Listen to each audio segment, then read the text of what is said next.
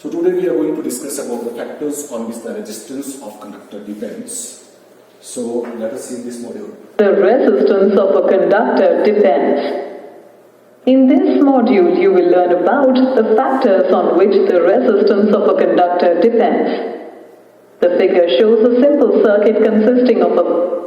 Okay, so in this module we have a circuit which is open circuit, which contains battery, which is the source of potential difference, and conducting wires are there, switch is there, and ammeter. So what is the main function of the battery, which will provide the voltage or the potential difference to the circuit? Switch, that will decide either the circuit is closed or open. And next one is the ammeter, right? Ammeter is the device which is used to measure how much electric current is passing or flowing through the circuit.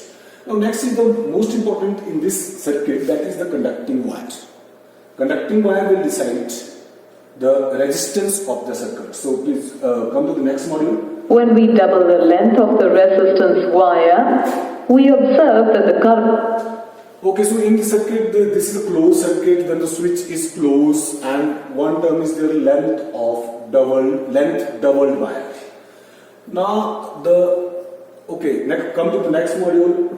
Thus, we can say that the resistance of a conductor depends on the following: length of the conductor, area of cross-section of the conductor, nature of material of the conductor, and temperature of...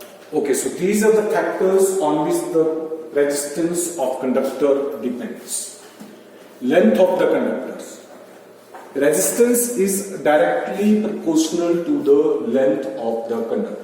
More is the length, more will be the resistance. Basically, what is the mechanism of resistance in a conductor? That is the collision of the charge carrier inside the conductor. More is the collision, more will be the resistance.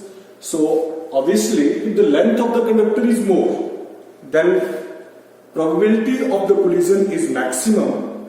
That means resistance will be more. So resistance is directly proportional to the length of the conductor.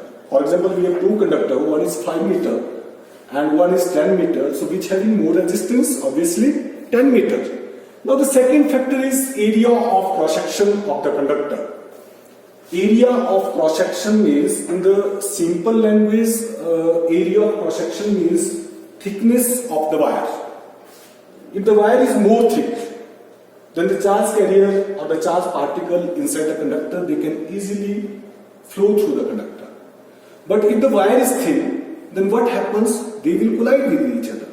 If they are colliding with each other, obviously the resistance will more. So resistance is inversely proportional to the area of cross-section. And third one is the nature of material of the conductor. For example, we have two metals, although metals are the good conductor of heat and electricity, but if we are talking about the iron, we are talking about the silver. So silver is the good conductor because of its nature of material of conductor. Next one is the temperature of the material of the conductor. If we are talking about the temperature of the material of conductor, so more is the temperature, more is the probability of collision. More is the probability they will collide with each other. Then what happens? They will drift in the different directions.